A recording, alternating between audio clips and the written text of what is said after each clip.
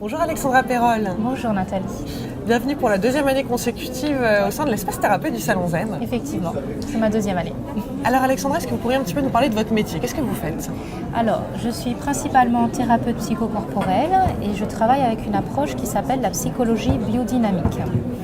Donc la psychologie biodynamique a cette particularité que dans un travail de thérapie classique, donc il y a la parole, donc en biodynamique également, mais même dans le travail de parole, on va toujours amener au ressenti corporel. Donc une phrase typique que l'on posera toujours, c'est « quand vous me racontez ça, tel événement, qui soit là de votre semaine ou de votre passé, qu'est-ce qui se passe dans votre corps ?» Et puis après, on va dérouler le fil et puis donc on travaille avec le corps. Donc le corps est notre allié et on utilise plusieurs outils. On va dire le plus symbolique, le plus utilisé, c'est le travail de massage biodynamique. Et puis une autre technique qui s'appelle la végétothérapie, voilà, qui est le travail à partir d'impulses du corps, où là aussi on va laisser se développer, on va accompagner le développement des impulses du corps et on va voir où ça nous emmène. Alors c'est-à-dire à travers un toucher? Alors pour la végétothérapie, oui. Alors je vais donner un exemple. Ouais. Mettons une personne arrive et puis elle est en train de parler quelque chose et on sent que c'est un peu chargé en émotion, par exemple au niveau de la poitrine. On va lui proposer, le thérapeute va lui proposer soit qu'elle reste assise, soit éventuellement qu'elle s'allonge, de préférence qu'elle s'allonge. Et puis on va lui dire voilà, qu'est-ce que tu sens là maintenant dans ton corps? Elle peut dire je me sens oppressée au niveau de la poitrine. Et on va l'inviter à laisser se développer. Voilà. Si cette oppression, elle voulait trouver un chemin, comment ça se développerait? Voilà. Alors, je sens que c'est quelque chose qui pousse, qui a envie de s'ouvrir. Donc là, j'invente le thérapeute pour lui dire vas-y, vois si tu peux laisser s'ouvrir. Et puis tout doucement, on accompagne. Éventuellement, on peut lui proposer est-ce que tu voudrais ouvrir un peu les bras? La personne peut dire oui, donc vas-y, essaye, et puis voilà, et puis tout d'un coup, peut-être que ça peut donner la place à un gros sanglot qui va sortir et qui était resté bloqué depuis plusieurs années. Donc ça peut être simplement une manifestation d'un sanglot qui va s'ouvrir et on ne sait pas exactement finalement si c'est rattaché, à quel événement c'est rattaché, ou il peut y avoir aussi la mémoire de l'événement qui revient. J'ai vu mon père partir et j'ai cru que c'était pour toujours, il se disputait toujours avec ma mère et voilà. Donc, mais même s'il n'y a que la manifestation de libération organique, pour nous c'est bien déjà. C'est pas s'il n'y a pas organique plus émotion plus souvenir conscient qui revient, c'est pas mieux que juste le corps. Le corps pour nous c'est vraiment une autre porte d'entrée.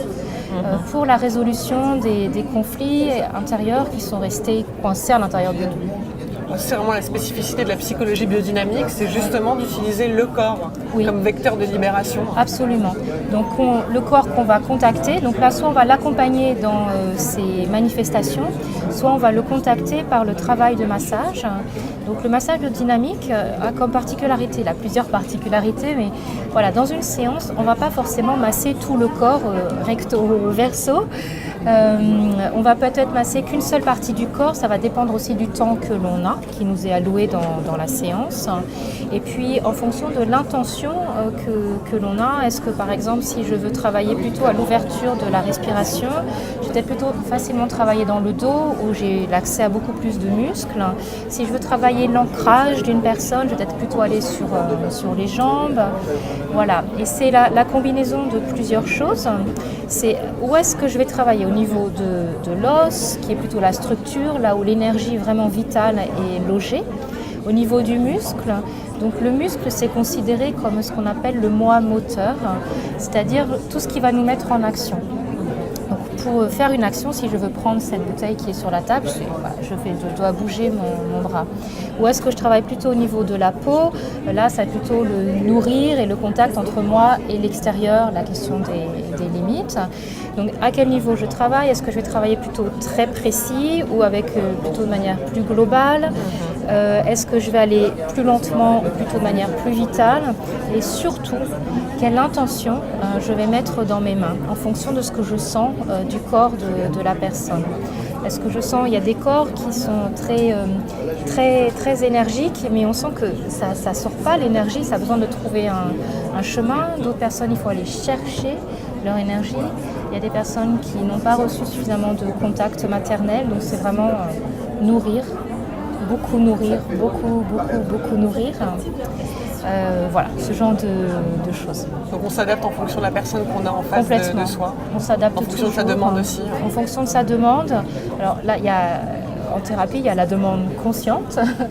La personne vient avec une demande précise et puis il y a la demande qui est moins évidente peut-être pour la personne, que le thérapeute peut voir. Il y a aussi les demandes inconscientes que parfois le thérapeute ne voit pas non plus, mais qui apparaissent au fur et à mesure du travail de thérapie. La biodynamique est une des rares thérapies psychocorporelles, enfin thérapie en général et en particulier psychocorporelle, qui a été développée par une femme. Et donc c'est une approche qui est vraiment dans le respect du rythme de la personne et surtout de ce que le corps veut bien nous laisser accompagner dans le moment de la séance. On ne va jamais brusquer pour brusquer ou aller chercher au fond de la mine, juste pour aller chercher au fond de la mine. Si la couche qui se présente, elle nous empêche d'aller au fond, on va pas y aller au marteau pilon. J'utilise souvent l'image du millefeuille. On retire une feuille, on regarde. On retire une autre feuille, on regarde. Et vraiment aussi, on a pour objectif de d'abord construire tout ce qui va aider la personne à se sentir en sécurité, même si c'est une sécurité un peu fragile, mais quand même une sécurité après pour pouvoir aller voir les choses qui sont plus douloureuses, plus dramatiques. Donc on suit son rythme en fait. On suit son rythme, voilà. De ce qu'elle peut accepter au moment où vous la voyez en consultation. On la voit en consultation. Alors, on suit son rythme, mais pour autant, le rôle du thérapeute, c'est aussi de pousser un petit peu, parce qu'on a tous nos défenses et nos protections. Donc on va pousser un petit peu et puis on va voir ce que ça donne. Voilà, c'est une des phrases que j'ai beaucoup entendues lors de ma formation, c'est « Est-ce que tu es prête à prendre un petit risque ?» Voilà, donc de temps en temps, on la repropose à la personne que l'on accompagne. C'est vraiment une approche très, très globale, qui est très respectueuse du rythme de chacun. Et pour autant, on va vous pousser un petit peu dans vos défenses pour voir si vous pouvez aller plus loin et que vous puissiez aussi vous apercevoir, enfin les personnes qui viennent, que vous pouvez aller plus loin. Donc c'est une belle aussi prise de conscience et une belle victoire pour certaines personnes. Alors la psychologie biodynamique s'adresse à tout le monde ? Alors la psychologie biodynamique s'adresse à tout le monde. Cependant, quand même, on va dire, une grande partie des gens qui viennent nous voir ont déjà un parcours de thérapie derrière eux, soit verbal, soit psychanalytique, et veulent maintenant aller plus profond et ils sentent qu'ils ont compris plein de choses, mais qu'il y a encore des émotions qui sont restées coincées dans le corps et ils cherchent quelque chose de plus global. Voilà.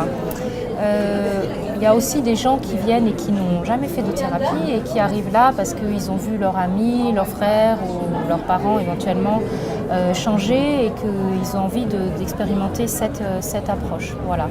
Donc c'est ouvert à tout le monde évidemment, mais comme nous sommes nous représentons du travail psychocorporel, souvent quand les gens arrivent en deuxième niveau de thérapie. Voilà. Alors Alexandra, est-ce qu'on peut vous retrouver sur un site internet ? Oui, j'ai un site qui s'appelle www.sphère- celui comme sous le chiffre 6, humaine.com. Voilà, sphèrehumaine.com. Super. Et ben merci de nous avoir présenté cette belle méthode de psychologie biodynamique. Merci à vous. Et je vous souhaite une très bonne continuation, Alexandra. Merci Nathalie. À bientôt. À bientôt.